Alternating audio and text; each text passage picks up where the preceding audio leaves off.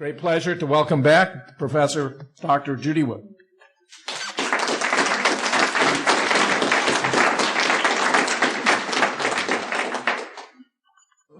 Again, part two. Again, this was not a new Pearl Harbor. This is a new Hiroshima. Proof of concept. Showing off a new toy. Seen that one before? But it's better than this model. This model wiped out everything and wasn't very well controlled as to the after effects, and they couldn't just take out a few buildings without affecting the one across the street. So let's start looking at the dust. We have this picture I call the snowball picture, and this one I call the bubbler, a Midwestern term for drinking fountain. That looks like a bubbler. Those don't look like regular collapses. Is one dust cloud the same as another dust cloud? Are there differences? Let's start looking at the dust and see what we see. Well, here's one thing I started noticing. You have this two-toned color scheme. Dark on top, light on bottom. And then they start mixing up like they're put in a blender. Dark on top, light on bottom. Dark on top, light on bottom. I wonder if there's a significance to that. Well, as I said, I started coming up with a new vocabulary. There'll be a pop quiz at the end. The one that we should pay attention to, though, is dustification. I'm not saying how it was done, the exact mechanism, but something turned a solid building into a bunch of dust, a bunch of powder. So let's start looking at all the different phenomena and seeing what we come up with. Again, we assign just arbitrary terms to each phenomenon so we don't bias our observations. I call this one Alka-Seltzer, or shaving cream. These are the steel wheat checks. They look like wheat checks, those outer column bundles. What is this trailing behind them so energetically? Same with this. With the same picture with motion in it, we see it's a smooth process. It's not a bundle here, bundle there.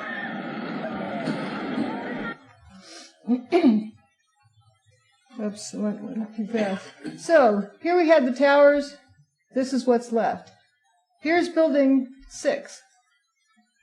Building 6 towers over the rubble pile, missing all that material. And we know it didn't go down into the basement because we had those guys walking around looking for Roadrunner. And here are the path trains in February that were pulled out when they dug down to that level.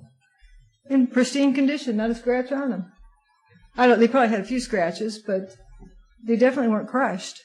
And that was underneath the area by building 1, between 1 and 2. And the path train actually was what goes under 2. But what I had done when looking through all of the data is just to start categorizing the dust. There's, dust that does one thing, dust that does another thing, and looking at how it changes with time. There's, right after both towers were gone, the wind was blowing towards the south, and north of the towers, you had a clear blue sky. It cleared out pretty quickly. And then the dust started increasing again. That was an interesting phenomenon. We'll get to seeing those pictures. And if the dust immediately settles out, you have a clear blue sky, and then you see dust start rising up from the pavement, what would cause that? Dust or vapor? More dust? Dust. It looks like really fine dust. But if it was fine dust settling out of the air, it doesn't settle out in 10 minutes. This is coarse dust that lands and then becomes fine dust. Yes? My friend who lives there was a witness, and he starts going over his memories. He said his vision or his memory was it stood like a column, as though there was a column of dust that was standing. Then all of a sudden the wind came in, and the whole thing started blowing away. That was his memory. One thing I started noticing in watching Rick Siegel's video, his new one, is when the dust comes down to the ground, pours out, it's very energetic, and then it slows down.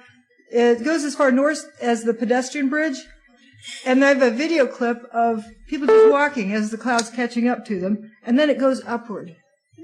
It doesn't keep going out. At that point, it starts boiling upward. So here we have the next stage. We have clouds going upward. Look at all this dust going up and out, and then we have this lighter stuff down below. We have the darker stuff up here, and it starts moving outward. We're looking north across Statue of Liberty. Apparently the dust cloud was blowing towards Brooklyn that day. Remember that. And here's a view from the north. You see the heaviest part of the dust cloud. The reason why I say note this is none of the dust samples USGS tested were in this area. They're elsewhere. You'll notice a particular design under areas 1 and 2. They look like little fingers sticking up. Turns out toasted cars were located there. And here's some of those toasted cars. I call this fuming. The car's not on fire. It wasn't burning. It was just becoming fumes. This was on Vesey Street, near the intersection of Church and Vesey. They just turned to dust and instantly rusted. See on the side of that one. Now, looking from the west, looking at West Street, you'll see patches here of dust. There's a car underneath each one of those denser dust columns. And you can see some brighter spots over in here where this is around the corner from where the cars were on fire. So here we are. The toasted lot hasn't quite gotten toasted yet. Here comes the cloud. Well, this cloud is from Tower 2 because Tower 1 is still standing. For whatever reason, the cloud from Tower 2 did not toast those cars. There it comes, goes on through. And you can see from this picture, there's the toasted lot. It's not on fire. But here's where Tower 1 goes poof. The numbers is hard to keep track of. Tower 2 went poof first, then Tower 1. And here's the toasted lot over there. It's about to get toasted. Again, before, and then soon to be after. And here's where it rolled down West Broadway. Now you can tell this is a dust cloud from Tower 1 because Tower 2 went this far, right to that point.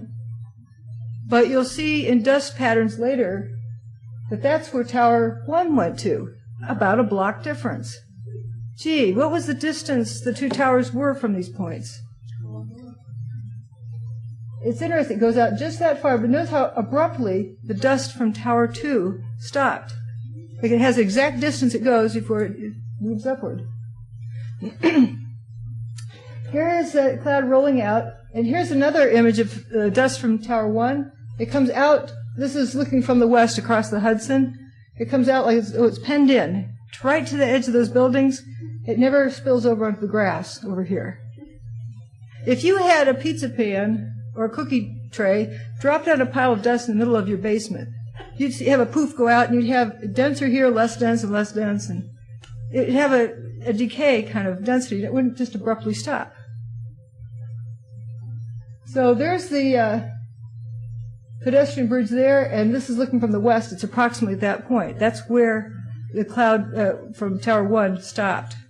The EPA did find spotty levels of asbestos. A sample on a police car turned out This dangerous. is from a news Another video sample a couple of blocks away, right not after 9/11. dangerous. But most interesting, in the mix, they are looking, they think, at specks of steel that used to be beams and elevators, marble from the lobby floor and facings.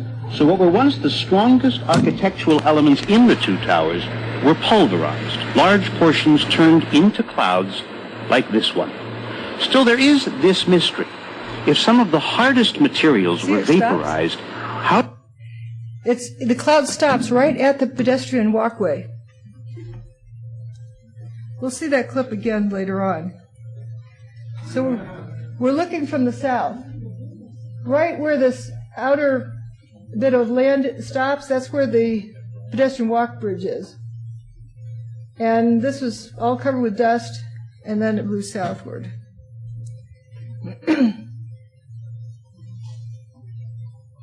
Again, here The EPA did find spotty levels of asbestos. A sample on a police car turned out dangerous. Another sample a couple of blocks away, not dangerous.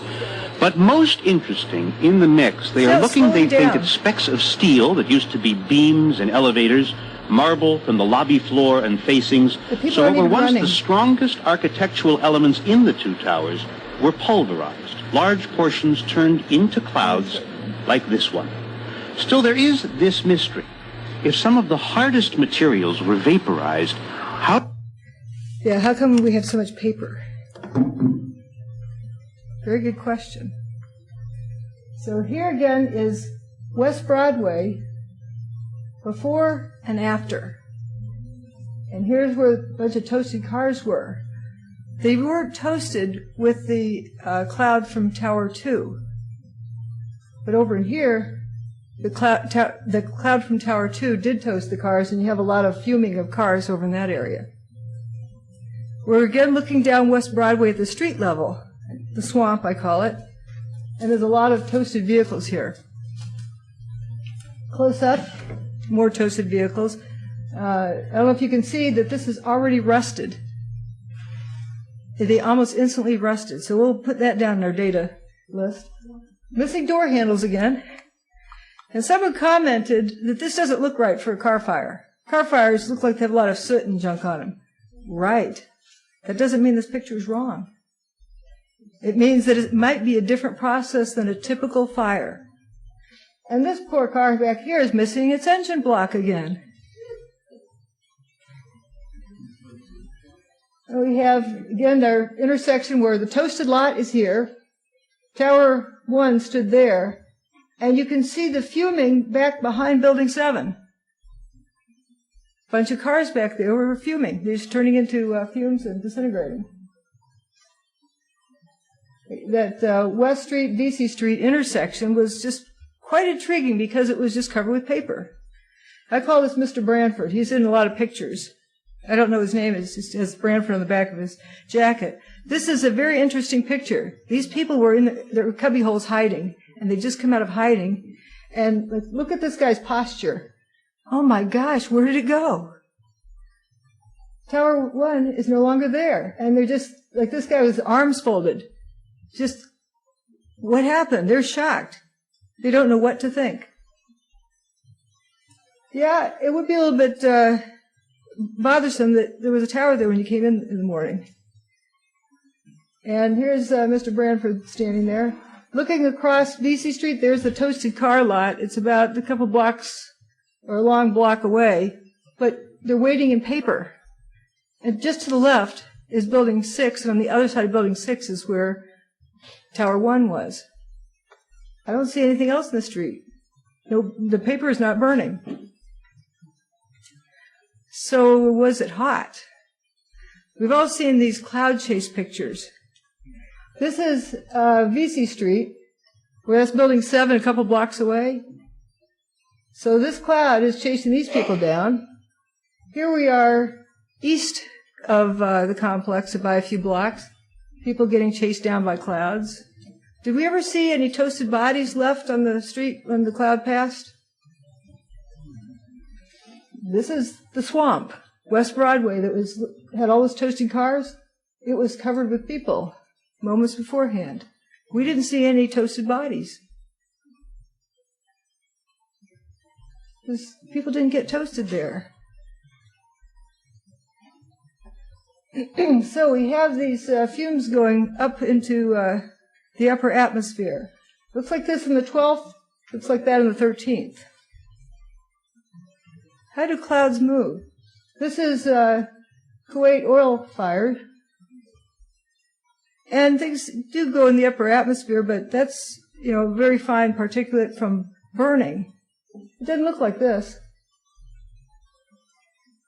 This is white. This is from the 12th, from a satellite image.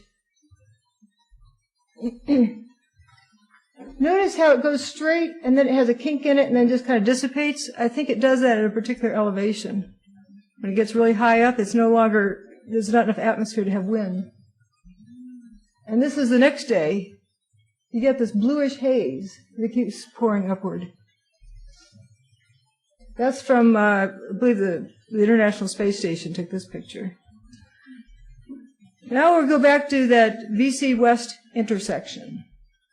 I call this the slot. It's this opening in the middle of the street that goes down into a tunnel. Nobody's in there right now. This is right after Tower 1 went away.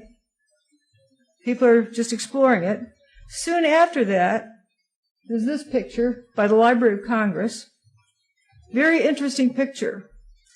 I came up with the term fuzzy blobs. You'll notice these little fuzzy clouds, like one's right there behind the water cooler. And then you see this guy holding his nose.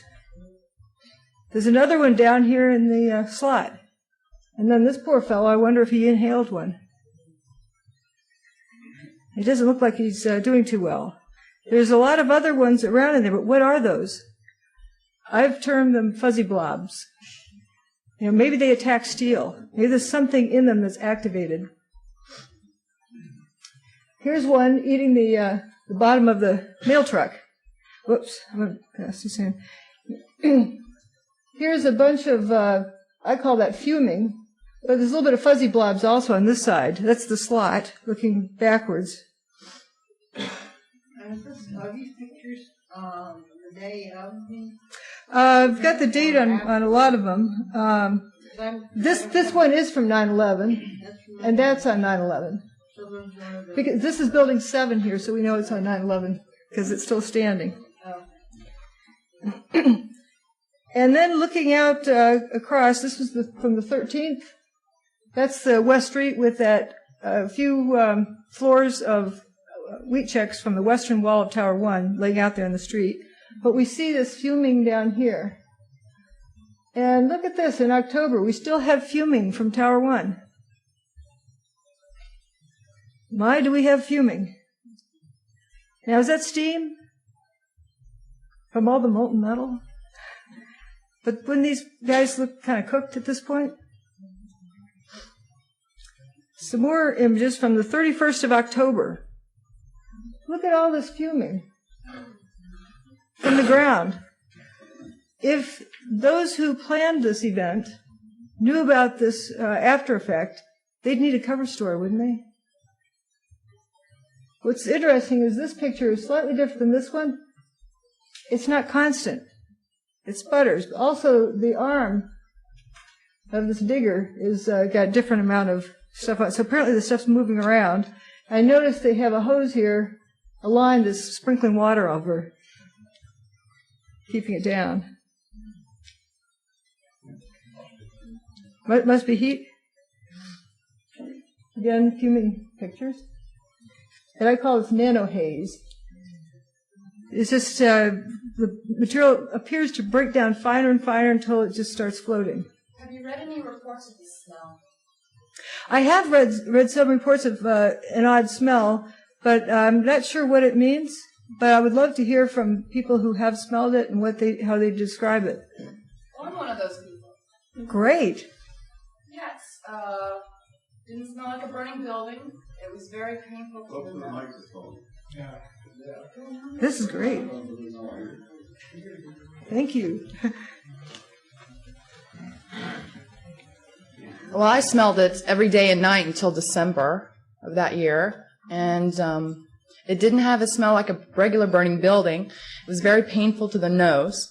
At the time, I was thinking, am I smelling asbestos, fiberglass, what is this? But never smelled it before or since.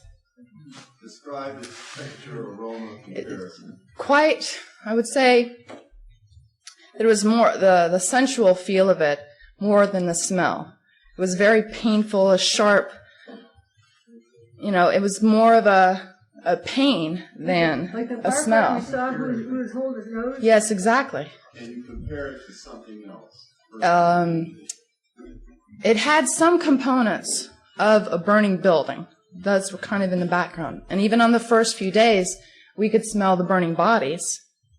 But really, in December, it was just, we lived about a mile from ground zero, and it was so strong that we couldn't hang out on our fire escape. It pushed us in off the fire escape. Did you cough with your throat? Oh, I didn't, yes, I had sinus reactions, pretty serious. Willing to state your name? Tracy Blevins. Go ahead, Peg. I just wanted to share my experience of the freight, whatever you might call it. I call it stench or whatever.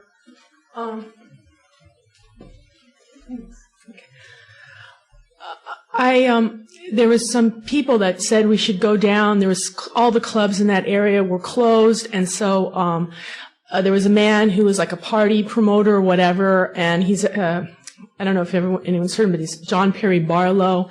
And so he said, come to this friend of his club. And it was only a couple weeks later, I stayed in my apartment and just taped the windows closed because I was concerned about having, getting exposed to any kind of toxins. But I decided just to do it and go down there because I guess everyone was very depressed and just to be with other people. And the club had air cleaning devices, so you could only smell that when you were, they turned those on for the party. So you could only smell the smell when you're outside. And I had a reaction which was that whenever I smelled that smell, my throat would become extremely irritable, and I would feel like my glands would start to swell. My glands in my throat would immediately start to swell. And so anyway, I had a drink there. I had Lagavulin. I'd never tried it before, and there was a certain taste in it, and it was like it tasted just like the smell. Okay, so I thought, I guess it's really benign after all. I guess it's just like a peaty smell, or it's like a peaty thing that you might get out of a cask from of a scotch. And I thought that was what Lagavulin tasted like.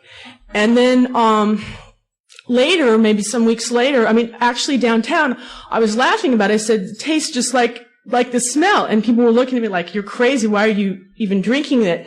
But I guess I'm very slow. I hadn't figured that out.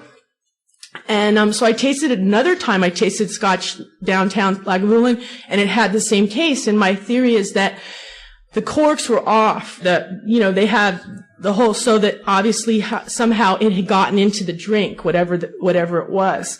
Because later, maybe a few months later, I tried it uptown, and I realized that the Lagavulin doesn't have that flavor in it, for what it's worth. And, so. Would you say the smell could be like a moldy, musty kind of smell? Yeah, that was the idea. It wasn't exactly like that, but, it could pass for something like peaty or musky. Okay. Mm-hmm. That's very informative, very helpful. Thank you very much. We talk more about that. Why did it change Tracy's hair and not Peggy's? It does some strange things. How do you know it wasn't the other way around? Well, folks talk about, many of my photos have this like orangish tint to them, the ones I got from the FEMA site. Here's the picture I was describing while we're waiting for the reboot. This is about a block or so north of the WTC complex, and you can see the toasted cars over there in the lot burning away. So it isn't a whole lot after Tower 1 went poof. The sky is clear blue, but if you notice, around the feet of these people, you see this fine, fuzzy dust. I term that fuzzy fuzzballs. That's different than fuzzy blobs. Fuzzy blobs are eating on things. Fuzzballs are just this cloudy thing around the feet. You could say, okay, these people are just stirring up dust that's already settled out, fine powder. How could it have settled out that fast? The cars are just getting up to speed with their burning. So why would you have dust settling out of the air down to the ground? You can have dust settling out very rapidly under the influence of electrostatic field. And then immediately it starts coming up? No, I wouldn't think so. The change says something is changing with the whatever it is that's on the ground. Here's a lot more pictures of these fuzzballs. Just where the feet are, and again, that is so fine, it couldn't have settled out. It's rising up, as though the material could maybe continue to be breaking down. Big dust landed quickly, and then start breaking down into finer and finer dust till it starts floating upward. It's so fine. Judy? Yes? In the nanoparticle range, gravity and motion keeps the particles Suspended. That's what this appears to be. But it didn't start out that way, that it broke down. Gravitational forces don't operate on nanoparticles. And that's what I'd say this data looks like. And here's the transition between the fuzzballs at the feet and then turning into the ground fuming. Between this picture on the left and the picture on the right, notice it's coming up all by itself. It doesn't need the feet to stir it up. Found this picture. I thought this was interesting. Hiroshima. Look at the fuming. Just for food for thought. Oh, I mentioned this being 9/11 being the new Hiroshima. You know what the new Nagasaki was? Anthrax. The 1-2 punch. Here's the street, cleaned. Street sweepers out scrubbing the streets, in the way, impeding emergency vehicles. Aren't they down there looking for survivors? No, they're scrubbing the streets first. And here in this picture on the right, it looks like they scrubbed it with a toothbrush. Out here, but there is some crud over here. It's very clean. But on 9/11, they started cleaning the streets, or at least wetting down this fuming. People might start asking questions. You can use the molten metal myth at ground zero, but this is a block or two north. Why are the streets fuming? Better scrub them down quickly. And you've got a hose job. Continually. The streets were clean enough to eat off of. Constant scrubbing. But notice there's some haze in the background. There's always this fumes coming up. More street scrubbing. At a construction site, why don't you wait until you're all cleaned up and then scrub the streets? But they're fuming. You scrub them, nobody notices they were fuming. But what do you do with the lawn, the front yard? You bring in potting soil. This is in front of one of the WFC buildings that was across the street from Tower 1. This looks like brand new potting soil brought in. Why would they dump that on the front yard? There was a terrace, a little bit of a terrace lawn out front. Yeah, that's too good. They're planning on doing some, landscaping. How did the dirt get inside that fire truck? It's, inside the cab. Of course, we don't know what happened to the engine block here either. And all this dirt spilling out. And then we have the bucket brigade. I do not know what in this bucket is so important that they need this bucket brigade. But look what they're standing on. Dirt. Brand new dirt. Lots of dirt. But where did it come from? The plaza level of the WTC. This is over by, I think that's building 5 and building 4 in the background. We're out standing over the plaza level area. And where's all this dirt from? Mountains of dirt. Look at this dirt. A nice pile. This is from the 13th. Just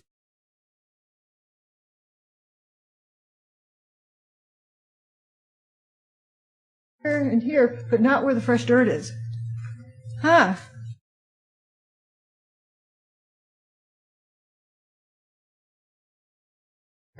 Cover them with dirt. And another thing, this looks like it came from a landfill. You have pens and pencils and office-looking stuff. Hey, that looks like you should have left over from Tower 1 or Tower 2. So it has a couple of purposes there. And now you start... Judy, are you saying somebody brought that in or it just appeared there? Yeah, I'm just looking at the pictures, just noticing this. The plot thickens. We also notice these pieces of steel. Or what are they? Steel doesn't rust that fast. This looks like it was spray painted Rust-Oleum orange. Now, if it was really hot and we had molten metal down there, why isn't this dog's feet getting burned? He doesn't seem to be having a problem with it. And another thing that's interesting, look on this guy's face mask. He's got a little monitor. See what he's breathing. Some people got to have monitors and other ones didn't. Now this picture on the 14th shows they had a big rainstorm that day. This was the northern walkway that went from WFC3 over to Tower 1. and Building 6. That's Building 6. Tower 1 was here. This is the pedestrian walkway. This is what it looked like on 9/11. This is what it looked like on the 14th. Just 3 days later. Where's all this dirt coming from? Tremendous amount of dirt. Did they have already potted plants, landscaping inside the walkway? How could people walk across? Now, there's another interesting thing I started noticing. The rubble pile of Tower 1 started getting bigger. This guy's up there, I could say, guarding his dirt pile. But it's getting bigger, and it's just packed with dirt. Here's that picture. Let's compare this picture with this one. This is where Tower 3 was. We're looking from West Street. At Tower 3, Tower 2 was in the background. This is from 9/16, 5 days after 9/11, and here we are, like 3 weeks later, in October. If you look carefully, that dirt pile has gotten bigger. If you were walking along the ground, we're going to get up on top of this building, you'd have trouble climbing up. Here, there's a nice smooth slope of dirt going up to the top. And you have, I call them diggers. These, they're correcting as grapplers, but that's my generic term for all of them. But there's like 5 of them in this picture. What are they picking up and moving around?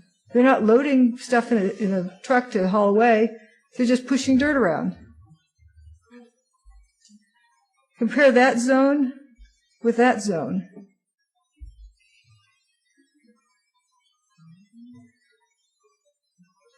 And looking west across ground zero, all new dirt. That's the 13th. When did it appear? Let's see if I... This is Rudy Giuliani the next morning after 9/11, on the morning of the 12th. We were able to move 120 dump trucks out of the city last night, which will give you a sense of the work that was done overnight. So some of the debris has already been removed. More of it is being removed, and it'll be done by barge all throughout the day today. People saw dump trucks coming and going all night long. Oh, they had to have been removing debris. That's what it seems like that was a cover story being planted. Why are you removing debris before you rescue people? Because once you start dislodging things in the pile, they're going to shift and you're going to squash any possible survivors. And it almost sounded like we'll have it all done by the end of the day, by barge. Maybe he was expecting less material to be left.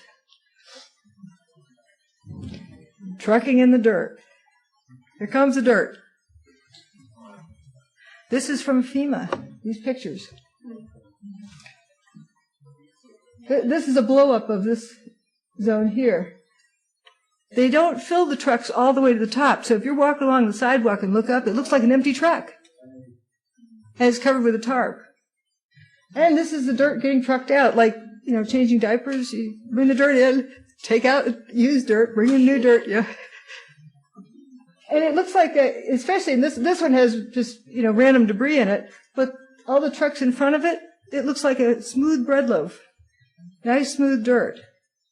Those yellow trucks down on the bottom, those are headed towards the World Trade Center? Yeah, this is headed south on West Street. The World Trade Center's down in here. Because here's this, you can see this building is up on West Street, a couple of blocks north. So they're headed towards the World Trade Center, all loaded. This is a few blocks east of the World Trade Center. World Trade Center is up this way. This is Vesey Street. If you walk along here, Church Street's up right about there. And this is soon after things were getting moved around, and the street is all covered with dust, except for the tire tracks from this 18-wheeler. Look where he's coming from. You can see the direction he's moving in. He came from north of the complex, heading southward. Why would he be coming that direction and it's loaded down with, looks like dirt? Now, I think Jim made a good observation. Maybe it was wet dirt and the water's leaking out, and that's what's helping the tire tracks kind of be so pronounced there. But you can tell which direction he's moving in. Let's look at WFC1. That's World Financial Center 1. This is just a little bit south of the Liberty and West intersection. Here we have, right after the event, there's a flip car belly up. This vehicle looks disturbed, shrunken on the front end, weird appearance. We notice that all of the facade around the doorway, there was the same material. I don't know if it's ceramic or marble or glass. Whatever that facade was, it all was affected equally. None of the rest of the facade was affected except the windows. All the windows blown. No stab wounds from projectiles, just the windows gone. And then the next picture, they have the debris moved away. And then the next picture, they bring in new dirt. And then a little bit later, this is from the 23rd, here's some yellow bulldozers scooping up that dirt, scooping up the entire terrace and moving it out. Here's WFC, right up to it, you can see those yellow bulldozers scooping up the terrace. So why did they bring in new dirt, scoop it up, and haul it back out? Oh, let's see. Notice the median strip. Same thing happened to it. It all got cleaned off. That's raw dirt there. And again, compare these two times. And notice how the pile got more dirt on it. It grew over the next 3 weeks. Okay, now we're going to go down into the basement of Tower 1 as it's been excavated down. I forgot, I think this is the end of October. And I call this the Gestapo picture. This guy looks like he's guarding her. Water hoses being dumped on the fumes. And the ground is so saturated, the water is leaching out into this puddle. There's a close-up, and this one I've lightened so you see it better. But that's a puddle there. Nice rainbow. Oh, yeah, beautiful. And again, look at these nice rusty columns. Those are the core columns. Where did all that dirt come from anyway? Excuse me, I'm missing something. When you're talking about they're moving dirt out and moving dirt in, what kind of dirt are they moving in? Like gravel or something? This is like potting soil. Maybe it comes from a landfill. It could be, it's nice, rich-looking dirt. Like it could be good potting soil, or some of it looks like it could come from a landfill. I'm just looking at the pictures of what I see. Now this looks like regular dirt here. They bring it in, dump it down, and then within a week scoop it up and move it back out and bring some more in. It reminds me of Chernobyl a little bit. Is that how they clean that up? Well, I guess there's massive contamination. They're bringing things in. As I recall, bringing them out because the contamination is so widespread. I understand that dirt is one way of taking care of treating contaminated areas. Proposed the idea of burying the entire sarcophagus of the Chernobyl reactor in sand as a long-term solution to prevent further radioactive dust from emerging in the event of an earthquake. Whew. Here's a close-up shot of this. You can see this dirt is totally saturated to the point the water is running off into this puddle. Now, if we had molten metal under there, does that make sense? Covered with wet dirt. So what do you think this material is over here? Steam? I don't think so. Now here it is in March. Look over in the corner. Still fuming. They had gotten all of this dirt and had made a ramp to drive over the other side. That was the equipment that was starting to damage things. But again, lots of dirt piles. They're hosing down things over where the digger is working. Cheetos. I call this section Cheetos because this looks like a Cheeto. Yeah, this is the British version. These French fries. But that looks like a Cheeto. Could that be molten metal? Is there any possibility it could be molten metal? Let's take another closer look at this. See, I think I have audio to do here. Oh, not yet.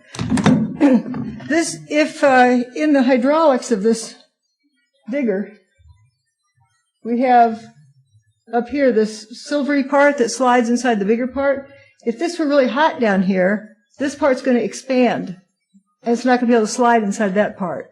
You're going to break the seals for the hydraulics, and everything's going to seize up. But won't that take time? You get a big thermal capacity for that whole somewhere. How much heat with time? Somebody can calculate that. How hot can, how much temperature can this thing operate in? Well, let's look at the data.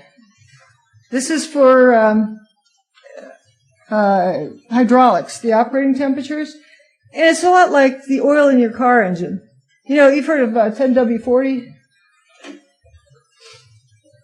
Well, it goes from viscosity 10 to 40 from the two temperature ranges, from starting up cold to when it runs hot. And you don't want it to be too thin at high temperatures. So what does that tell you? Well, the maximum, generally, operating temperature is 82 degrees centigrade. After that point, you permanently damage the equipment. Or 180 Fahrenheit. What temperature is your oven when you cook cookies? A lot more than 180. It's like 360. So you can't get one of those diggers and reach in your oven and pull out something without damaging it. It definitely isn't going to reach in and pull out molten metal. Because if you're digging down into wherever the molten metal is, it has to be submerged in that heat. At least something greater than 180 Fahrenheit. And if the digger is parked on top of a hot pile, it's already overheated. So here's the highest operating temperature down here. They gave this range in this different mechanical engineering handbooks, and this one came from the web. It's on my website. Now, what temperature would you say this item is if this picture was real? If it were real, okay, I'd say it's, light yellow, lemon, orangish, that range, like 1,000 degrees centigrade. That's a lot more than 82. Not even close. And this is the lower limit for viscosity. This is 140 down here, this highest end here. So you need it to be like way out here, and there's no hydraulic oil that functions at that temperature. Perhaps we are the victims of PSYOPs, all of us. Perception management. Here we have this picture, and later one appeared on the internet looking this way. And we were told they're peering into molten metal. Well, if you look carefully, this fellow here is standing down in a hole. Is he waiting in molten metal? And you see this fellow has a flashlight or something in his back pocket sticking up that doesn't appear here. Also, the colors being different. But if that were molten metal, and those guys stuck their faces down in there, they wouldn't have any faces left. But who wants to sit and think about that? No, we just say molten metal and go on. How we are introduced to images counts. First impressions stick. On 9/11, there's a lot of questions everybody had. We were given answers instantly, and heck, we don't want to, think about 9/11 again. It's such a horrible situation. You don't want to look back, so you just take the answer you're given and run with it. And it keeps getting repeated over and over again. The first time I saw this image, I was shown this one. February 1st, 2006. And I was told this was evidence of thermite. But if you look at the actual picture, where the contrast hasn't been adjusted, here you don't even get to see that the spire is turning to dust. But it trains people to, when they see this picture, see the actual thing, they're going to say, oh, that's proof of thermite. They've memorized it. They were conditioned into it. They were tricked. Let's see. I'm going to back up on this one. This is a video clip from a news broadcast the next day, from the 12th of September. Scott Pelley asks these two doctors, where are the bodies? And the first one, you can see the horror go through his face. He just doesn't want to accept what happened. So he makes up an engineering answer that does not make sense. He needed an explanation. The PSYOPs team hadn't given one to him yet. So he made up his own, and you can see how badly he needs it to hold on to some sense of reality. And if everyone was in that vulnerable state that day, they were very vulnerable to suggestions like this. Dr. Tony Daher. He and his partner, Dr. Lincoln Cleveland, are emergency room physicians from New York University Hospital downtown. We saw all our casualties yesterday at our hospital stopped at about noon. It got really strange and very spooky. Things just stopped coming in that had anything to do with the blast. And you know, at the time, I was thinking you can read a couple things into that. Either people are buried and they're going to start bringing bodies out, or just everybody died. Where are all the people who were in these buildings? The buildings were built, the structural support of the building is the shell, is the skin of the building. I remember when they were built. I'm a New Yorker. The innovative architecture of it is that the outer shell is where the strength of it is. And I think what happened is the whole thing imploded. It was like a chute that went straight down. What does that mean to the inside? It means that the explosion has nowhere to go except down.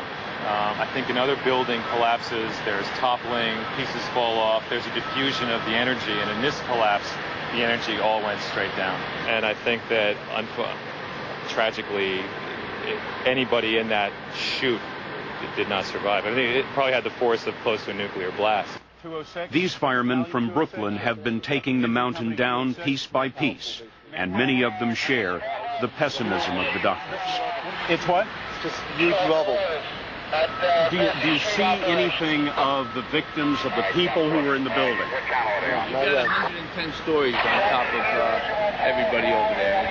It's just tough to say. 110 stories on top of everybody. That's what the two buildings were. If you get a shot, you'll see the antenna that was on top of the tower. It's at ground level. And yet there are no people to be seen. They pulled out a couple of Port Authority cops alive. Right, last night? Last night, this morning. Suppose they were like on the 80th floor from what we heard, but that's it so far. I was here when they extricated the police officer at 8 o'clock this morning, who was in very good shape, actually, amazingly enough. I think right now it's just going to be a very slow process of digging through rubble. You know, Doctor, it seems to me that it must be very frustrating to be a physician and to have really so few patients to treat here.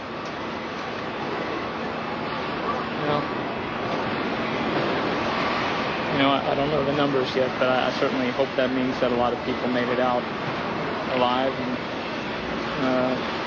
obviously, it's horrific and incredible tragedy for those people who lost their lives. What do you make of this? Words fail. Words fail. So those are real people. How they reacted. No one had fed them a story yet. And they were grasping for a story. So if we have a whole nation or a whole world that's grasping for a story and they're given one, they're going to grab it and not look back because it's such a horrible scene. They don't want to have to relive it again. Now, this particular one... This was the South Tower. This particular one is what I call a PSYOPs video. It's to reinforce the molten metal myth that got introduced somehow at some point. I want to make it clear that in no way do I think any of the emergency workers were lying when they said they saw molten metal. They were conditioned to say that, and everybody was saying it, and everyone kept assuming that that's what it was, and they just moved on, and it became this myth. But if we look at the evidence, it does not support the idea of molten metal.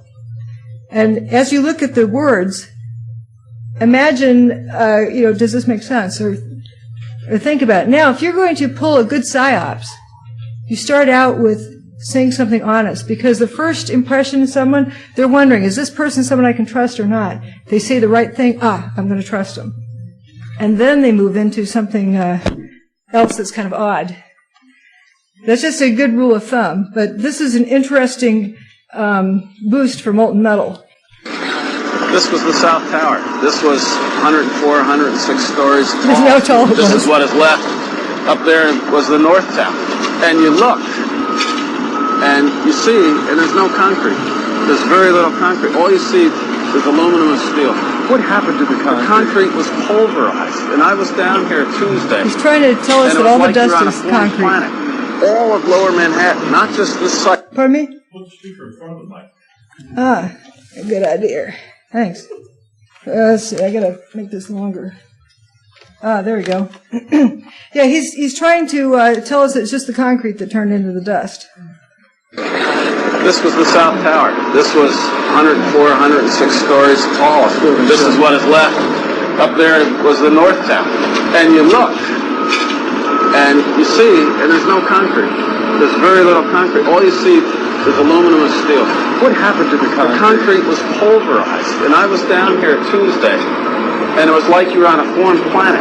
All of lower Manhattan, not just this site, from river to river, there was dust powder 2-3 inches thick. The concrete was just pulverized.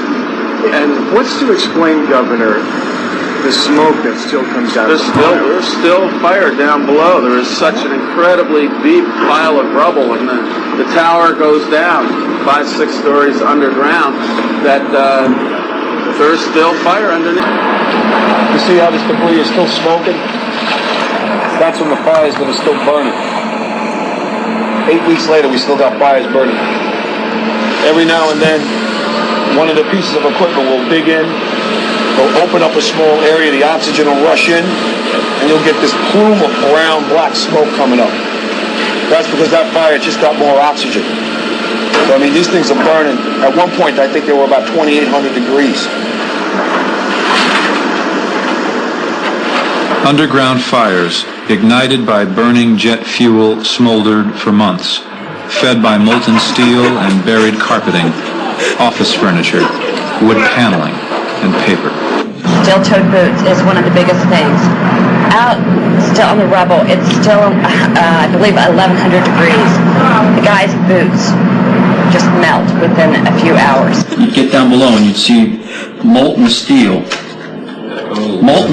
running down the channel rails. Like you're in a foundry. Like lava. Like a volcano. One of the more unusual artifacts to emerge from the rubble is this rock-like object that has come to be known as the meteorite. But, if the boots are, steel-toed boots are standing, melting, how hot does your oven need to be for the steel to melt? And what would happen to your feet, in there? Yeah, incinerated. But she's not lying. She's repeating what she believes because that's what she was told and never thought twice about it. We have an entire nation that fell into that routine, entire world. And it gets repeated and repeated and repeated, and folks forget to stop and think. But I'm asking all of you to stop and think. Could those feet be in boots that are melting, where the steel is melting? If it is a psyops, why are they lying about the high temperature? Because people accept it and move on. Now, why did the people need an answer? What was the question? The boots were disintegrating, maybe. And the worker wanted to know why his boots disintegrate after 2 hours. They tell him that it's the molten metal underground. They don't tell him it's molecular dissociation that's affecting his boots. Whatever it is that's happening is contaminated the boots, and the steel in his boots might be getting affected. I think one of the most interesting things when you talk to Willie Rodriguez and the police and fire guys, there were no fires in the stairwells, there were no fires in the elevators, there were no lower fires in the tower whatsoever when they were going up there doing the rescue. So in the fuel, you got 8,000 gallons of JP4, that stuff's gone instantaneously, so you don't have it rushing down and burning everything. So when you talk to the guys who were there, talk to Willie, up doing the rescues, there was no fire down there. In fact, there was a huge amount of water down there. Well, after they ran the fire hoses. But the fire hoses weren't even up at the top. Some of the stuff was going, but it just wasn't happening. Somebody has a question back here. Plenty of people talking about the boots. Yeah. Has anybody who had foot injuries? No. I haven't heard of anybody who had burns on their feet. No, I didn't. And, yeah. Are you going to explain what it is then? Yeah, we'll continue on here. So here we have this grill, this is steel with a regular, office fire. So what, office fires don't melt steel, much less steel-toed boots. Now here's Rudy Giuliani talking about something. There were fires of 2,000 degrees Fahrenheit below the ground. I could be standing here and you could be standing there. and I could be describing to you, Governor, the site, and then a fire would break out in between us. And it was just by luck or the design of God that we weren't killed.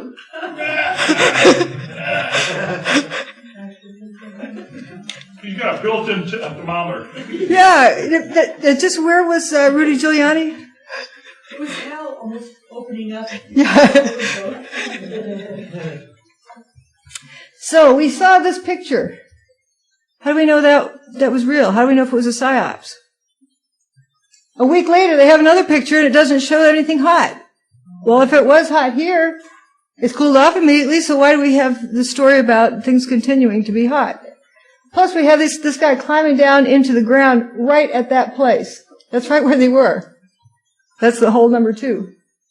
That's a map of it. And that's on the 18th, 2 days after this picture, and well before this picture was taken. Molten metal.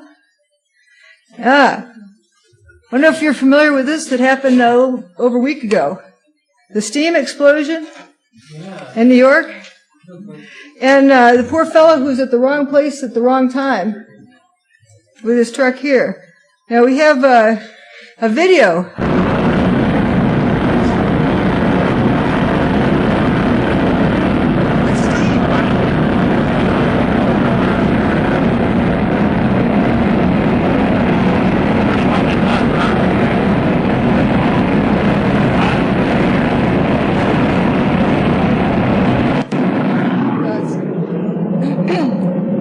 Notice this fireman is not walking into that.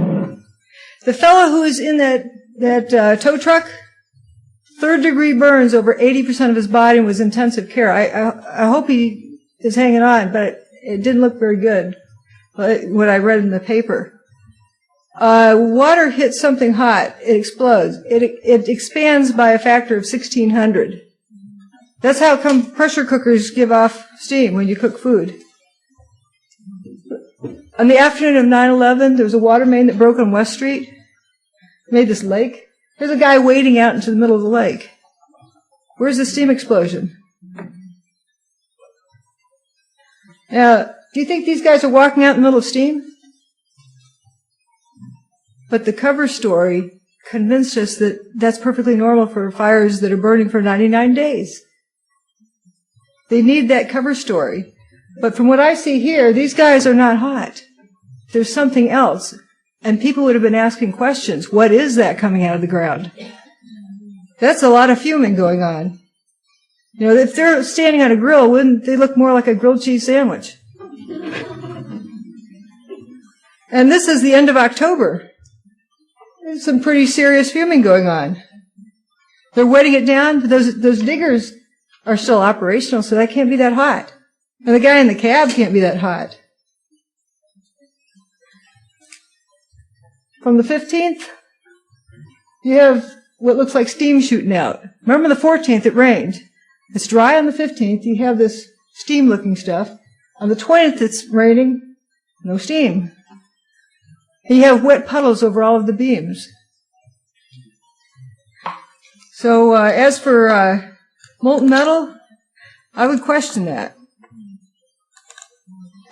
This takes a little bit to load. But at a time when we're all vulnerable, just like we're given the names of 19 bad guys with box cutters, did anybody question that?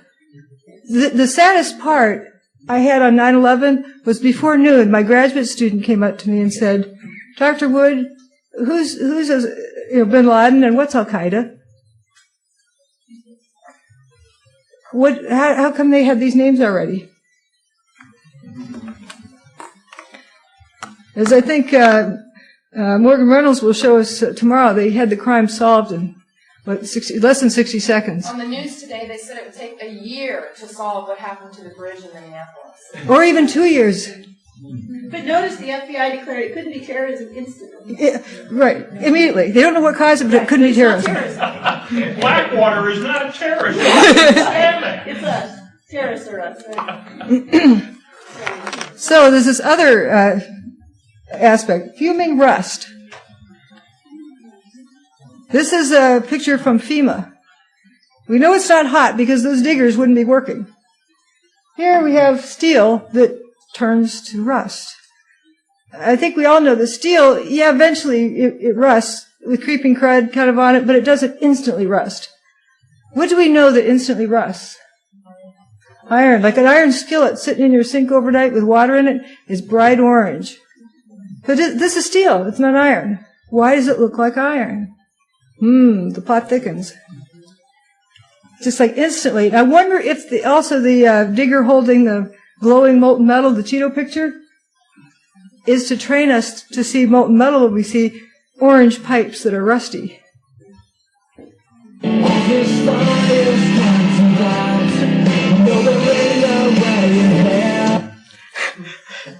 How does the front end of this truck become instantly rusted in some places, not where all the dents are? Some of the places is missing paint, but it didn't rust. It's just instant rust. The office fires don't do that. It's a chemical plant fire in China. Does it look familiar? See this little fire down here, and you get the orange. Right after 9/11, this is the first day FEMA uploaded pictures for 9/11. Look at this fire truck, and this is bright orange coil of something here that's rusty. Rusty here. Every bit of steel is turned to rust that you see. Are you presenting FEMA pictures as perception or reality? I'm looking at all the pictures in totality and looking at the consistency. There's various folks that took different pictures at different times, different groups. If private individuals took pictures that showed the same thing, this instant rust seems very consistent across the board. And this particular fire truck was filmed by different people. This is just private individuals had taken these other pictures. This is the FEMA picture.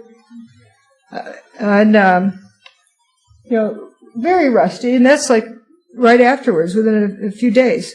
1 to 2 days. Here's a picture of a steel pipe that's orange rust. I cut out the top left-hand quadrant so you can see an enlargement. The bottom of this pipe is not rusty. Could it be there's some sort of a cloud wherever it bumps into something it rusts, and this other kind of cloud that is not activated doesn't do that? So maybe we have activated clouds. And just out of interest, I decided I would try a tacky Photoshop job, and I highlighted all items in this picture that were that color, and then tweaked the color scheme. But you notice these little specks, various places, of where it's that color, that rust color.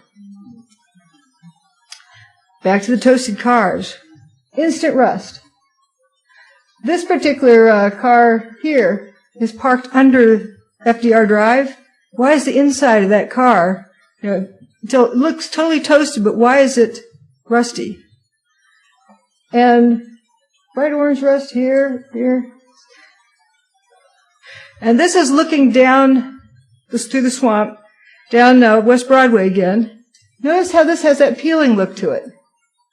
This bus down there, there's something funny going on with the roof. It looks like it's pooched out, kind of fatter on either side. And there's a car down here. The color doesn't show up so well in this picture, but it's rusty already. Right there. We get a closer look at it later. But see how the bus isn't so pooched out up there anymore. Something continued to deteriorate, it appears. From the USGS study, they were going to show us, the content of ferric and ferrous dust. One thing I picked out of their text, notice they accidentally called it iron, the iron beams. And I've seen other people in the 9/11 movement call steel beams iron. But iron rapidly rusts. Steel does not. Steel is also much stronger than iron. That's why they use structural steel to build buildings and don't use iron. From satellite imagery, this is without the background grayscale map, you can see ground zero and how the dust was left pretty much in the way we saw that cloud move. guess what? They didn't collect dust samples from that region much. So what did their dust readings look like? And here's the various sample points. You notice how there aren't any really here? But where its pink zones are, that's where I know there's toasted cars. There's none of those toasted car places where they took dust samples. Now, they did this quantitative analysis on one chart saying, lots, moderate amount, trace, and not detectable. And I colored these dots. Blue is the highest, then it goes down to white. The bottom, or white is unreported also. So you notice this color scheme, lots of yellow up here, red kind of there. Then this is see the black area? I superimposed it with the smoke map of where the smoke plume went. You notice there's not many data sample points here. Then they also did a quantitative set of data. And they have, these numbers. I tried to make the color scale similar. And here's where those points lie. How did those two compare? Well, I put them in an ordered list and then tried to compare the same point on one scale was down here and on the other scale it was there. There's no correlation. They should kind of follow the same trend. But it just seemed kind of random. And these weren't even reported on by the set of blue data. So I don't think I trust that data. It seems kind of random. Besides, it was collected 6 or 7 or more days later, after it had already rained once or twice, heavy rains. And they talked about it was caked up and they had to chip it loose. Do you think they had any fine particles in that glob that they measured? Now we're going to look at a bunch of lathering up. I have 2 different series. The first one is by Amon Zafar. He had an apartment across the Hudson, took a bunch of pictures, and he got a lot of what was going on with Tower 2. Then another series with Tower 1. I'll mainly just go through these quickly, but let's notice a few things. Towers are cooking away here. Something interesting about this picture here. Both towers are standing. Why is southern Manhattan fuming? It's gotten hazy down here. And then you notice different things coming out of the building at different points. Like, what's this black stuff coming out? And there's also a place where, the mechanical floors of the North Tower, it had fuzzy blobs. You get come down the home stretch there. But there's a bunch of interesting events. Like here's, let's see, this one you can't see very well, but the mechanical floor of the North Tower has a big fuzzy blob that comes out of it. And I call this silly string. It looks like silly string squirting out of the mechanical floor of the South Tower. But you can tell when the building gets ready to go. It suddenly gets really furry looking with this black stuff. This is the South Tower. And then there it goes. Right after it goes, notice this series. And what I noticed in this was, as the cloud rolls out, not much happens, but then notice Tower 1 starts spitting out this stuff that I call lathering up. Looks like soap suds. Look at this picture here. So it's not from the clouds rolling out. It's from some other process that's meant to happen at the same time so people really don't realize what's going on. And here it is really oozing out of there, and then it gets shut off. And you have blue sky underneath that.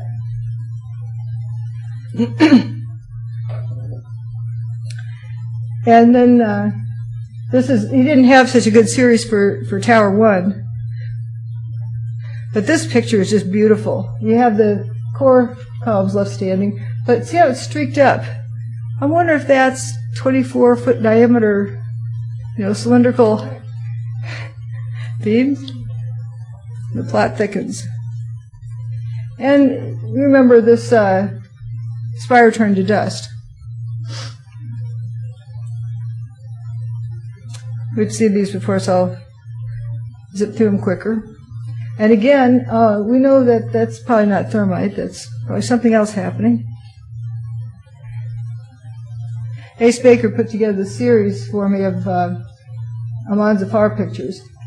Notice how the clouds roll out, and then this starts lathering up. You don't really notice it because you're busy looking at Tower 2's rollout of the cloud. But why is that coming out of appears to be coming out of every single window? And it comes out horizontally. You know it's not shooting up from the ground because this cloud at the top stays the same angle. It doesn't look like any pressure's lifting it up. But this top is the dark and this is light. Maybe it's two different ingredients. Seattle Kingdom.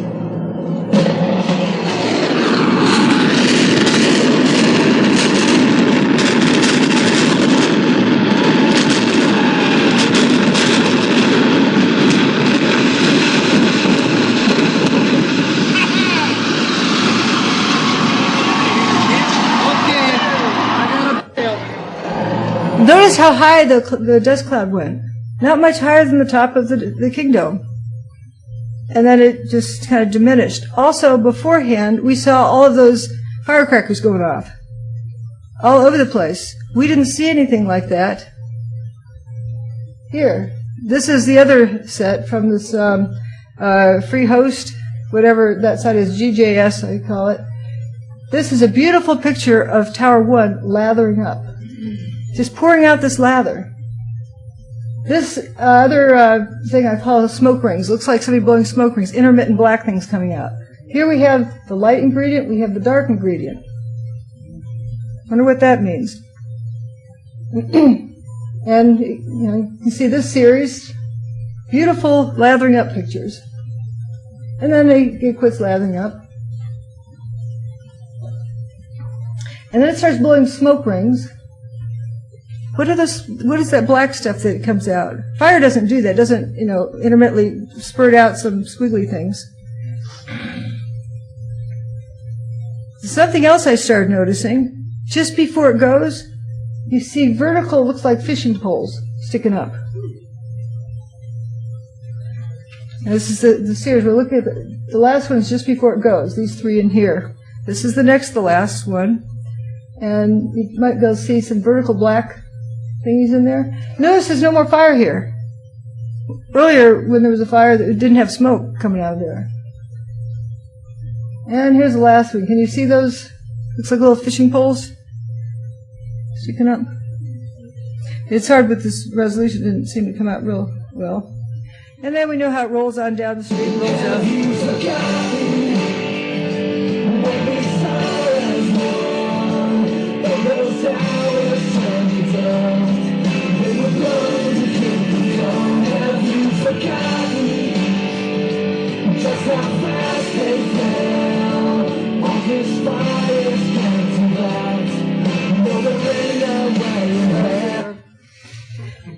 It stops right there, and then goes up. Look at that. Isn't that weird? It just stops. It's as though when the cloud maybe the dust is breaking down, it quits having its momentum because it's no longer big particles. It's now all turned to really fine particles that go up at just the same point in time. And here's that pedestrian walkway again. And how the dust stops right at that point.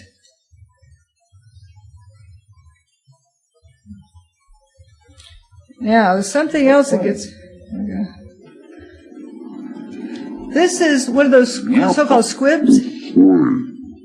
Notice they look like lather squirting out. The second tower just collapsing into a pile of rubble. Here's the AP lead out of New York. In a horrific sequence of destruction, terrorist crash. After that, the second tower just collapsing into a pile Those of rubble. aren't explosions. After that, the second tower just collapsing into a pile of rubble. I don't see a flash and a single explosion blasting out. I see like several windows of, it looks like this lather squirting out. And remember these in Building 7? They aren't explosive events. They don't look like the Kingdom did. We don't need to watch the Kingdom again.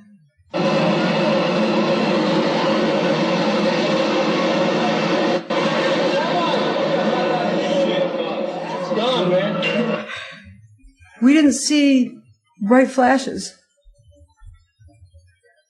And with Building 7, we had this 47-story building. Look at the street down below. Can you believe it's going to drop straight down without spilling out across the street? That's more like twice the world's record. And nothing's come down that straight. Look at the left-hand alley there. It's just to have it come down into a nice, neat little pile, like Camelot. All leaves blow in neat little piles at night. And the post office building didn't get any damage. It had debris on the roof, a little bit of dust. Here's looking down that street. Here's after Building 7 went poof. It didn't even reach across the street, the rubble pile. Something I started noticing, look at the dirt. Look at the water squirting out of the Verizon building onto the rubble pile of Building 7. There's no fuming coming up where the water's hitting it. If it was steam, if it was from heat, you'd see something. Nice dirt. And look at the pile probably gets bigger with time.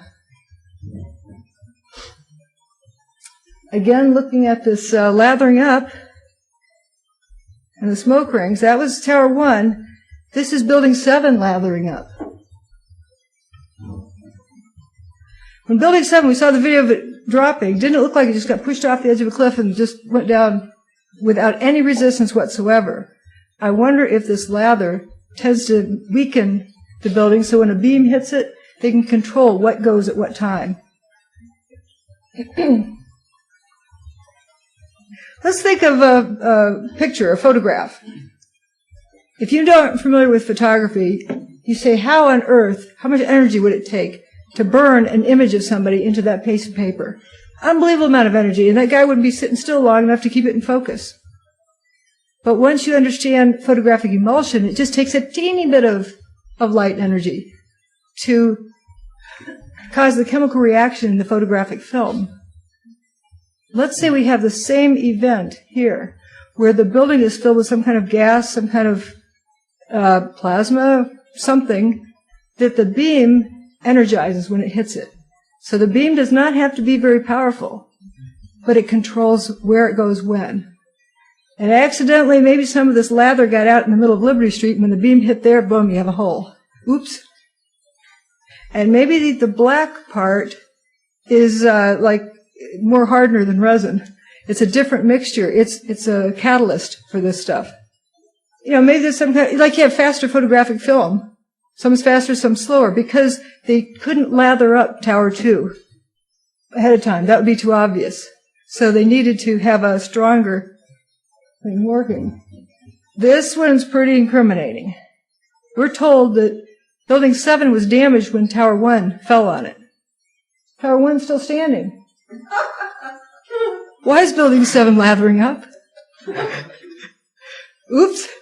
This picture is taken from Reed Street. If you have a map, you can see that's just north of, I guess, Chambers. Now, it's lathering. Earlier in the day, we've seen this picture a lot. Look at this one. It's got more dark lather.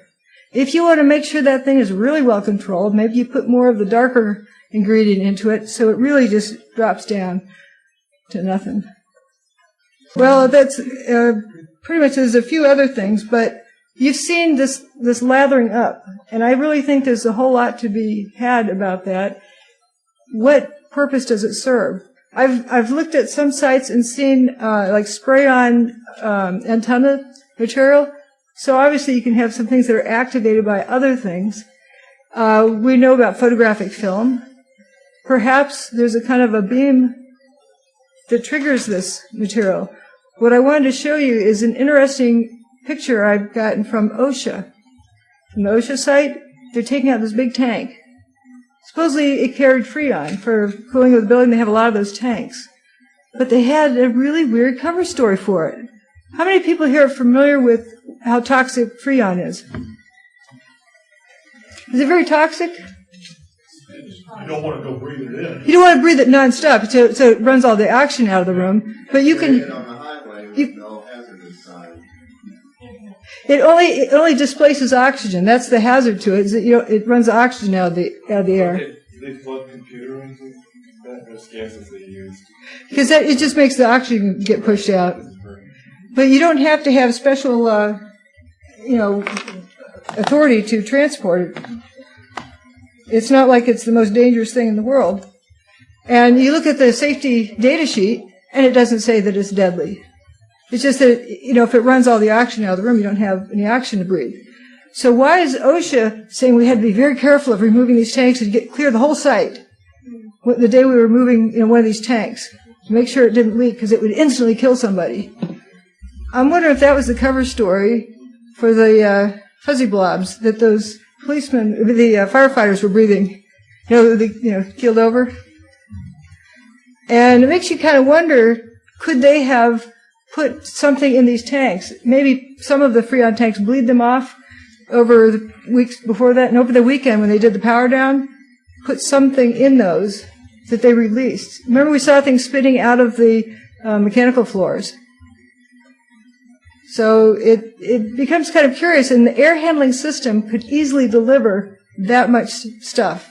That lathering up material, they had a good control on it. They could crank it up, crank it back almost instantly, and I believe you might wear out the air handling system to put that much pressure through it, but you could deliver the stuff really fast. This is the one after. The EPA did find spotty levels of asbestos. A sample on a police car turned out dangerous. Another sample a couple of blocks away, not dangerous. But most interesting in the mix, they are looking, they think, at specks of steel that used to be beams and elevators, marble from the lobby floor and facings. So what were once the strongest architectural elements in the two towers were pulverized, large portions turned into clouds like this one. Still, there is this mystery.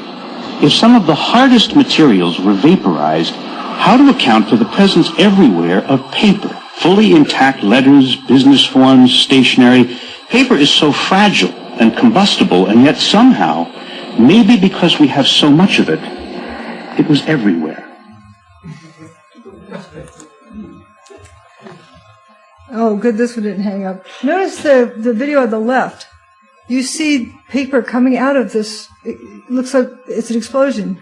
How can that be a regular chemical explosion, like with dynamite? You would have the paper being shredded. It looks like the paper just gets churned around in the mix. And if you notice in the figure on the right, it's like it just suddenly turns into instant lather. This is another very interesting picture, watching a car ignite with spontaneous combustion. Oops. Remember the Coke truck that's parked down there around the corner? And this video here, the guy walks north. He walks up Church, and you see a flash right there at that point. And this corner is where a bunch of cars become ignited. For example, is significant that it will help keep these visions, these images in people's minds for the days to come. That also leads to a lot of the anxiety. The things that we would see initially are people having difficulty concentrating, difficulty sleeping, feeling sadder than usual.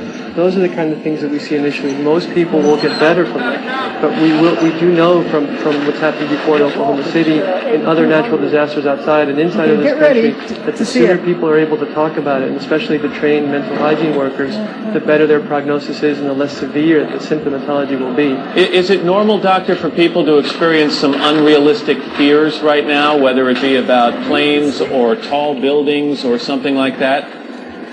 We see it again. Andrew Johnson arranged several of these clips for me where we could see it over and over again. Again, walking up this way in the street, and then at the end, cars go on fire. Is it normal, doctor, for people to experience some unrealistic fears right now, whether it be spontaneous combustion? About planes or tall buildings or something like that? Absolutely. It's very easy for the events to kind of mushroom out of proportion. We have people here that came that we were trying to get in an elevator to go upstairs to one of our other counseling centers, and most people refuse to get in an elevator. That's an example of a kind of a cross-pollination. It really is on fire now. everything is going to become stressful to a lot of people in New York City for the next few days until there's some more stability and a sense that normalcy is returning.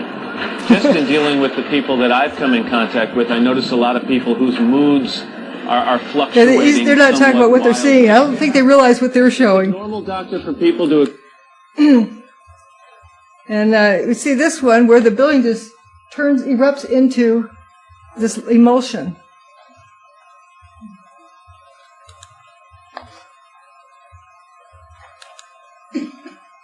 All right, this is speculation about these fuzzy blobs.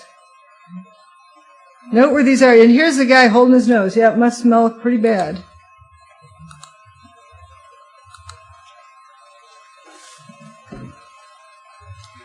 They act like this Freon is an invisible killer. And they cleared the area. It was a special event removing it. And I'm wondering why they presented it that way. Again, this is that comment made on a forum that's so well said. We stand at the beginning of a new age. Our government has in its hands a method of disrupting the molecular basis for matter, and its first impulse was to weaponize it. Is this so hard to understand? Like splitting atoms to create destruction was hard to understand in 1945. This is the new and improved model, it appears. But these people should have been warned. Now, I see this guy in the front in the white shirt and wonder about his office mate or his spouse that was left behind. Why didn't they tell these people? I think that's the first time I've met Bob. I'm going to show you the pop quiz here. Real quick, let's see, this is some pictures we took last night.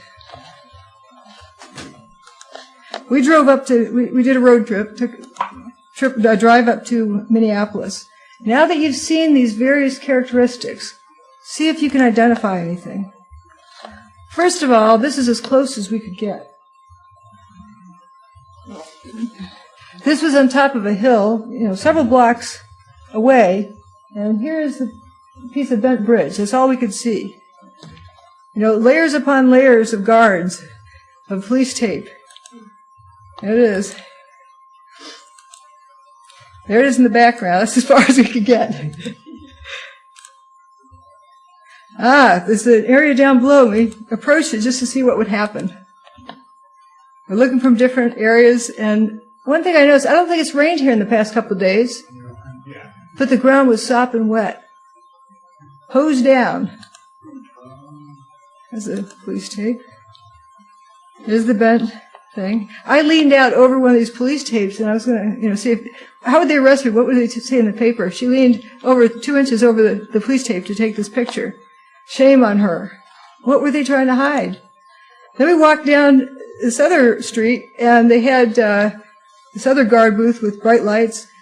And I asked this gal, what down here, what are you trying to hide? And she does this with her earpieces. I don't have to answer that question. And I looked around, and it looks like the Secret Service kind of gizmo. She was being trained on the job, I suppose. It was 2nd and 12th is where they had that guard booth. And no pictures allowed. Does this seem like the normal thing for an accidental bridge collapse? Just to throw out one quick observation. I noticed that on CNN they aired the original. The viewers actually submit the footage, and that viewer preferred to remain anonymous. That caught my eye.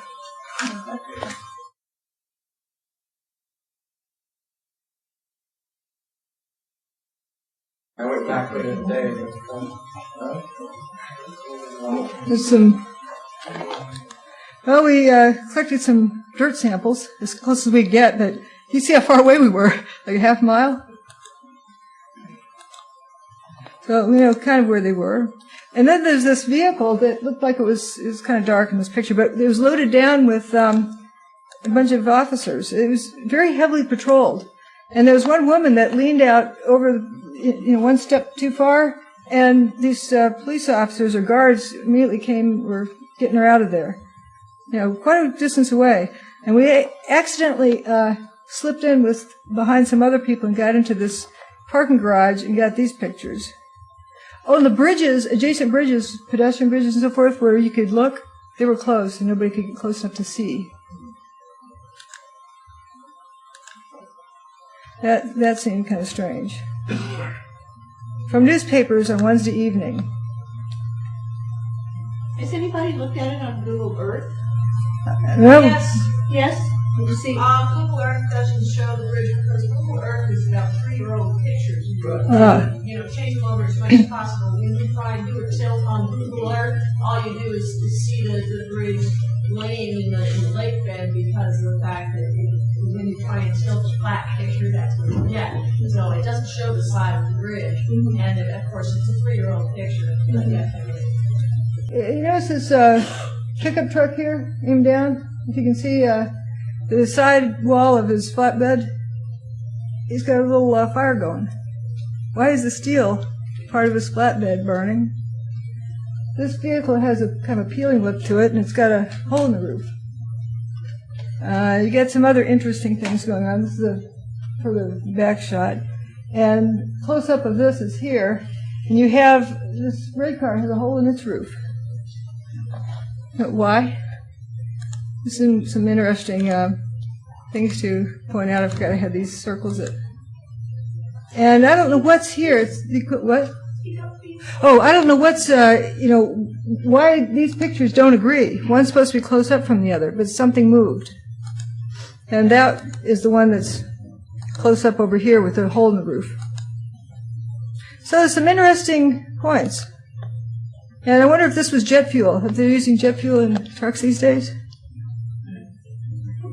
But the thing that jumps out at me is all of the fuming, tremendous fuming.